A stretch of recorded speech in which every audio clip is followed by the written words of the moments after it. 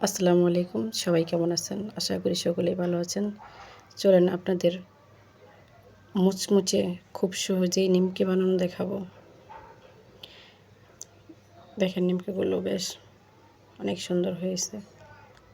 চলেন পুরাপুরিটা দেখা যাক। এখানে 4 কাপ ময়দা দিয়ে দেব। এই কাপের 4 কাপ। এখানে 1 চামচ কালো জিরা দিয়ে দিব, 1 চামচ চিনি দিয়ে দেব, আর স্বাদ মতো লবণ দিয়ে শুকনো উপকরণগুলো ভালোভাবে মিশিয়ে নেব। মেশানো শেষ হয়ে গেলে এখন সাদা তেল দিয়ে ভালোভাবে মিশিয়ে নেব।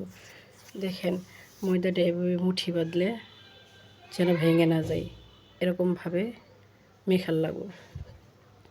এখানে অল্প অল্প পানি দিয়ে ডোটা তৈরি করে নেব। এই ডোটা হয়ে গেছে, এখন অল্প হালকা তেল দিয়ে কতক্ষণ রেস্টে রাখবো।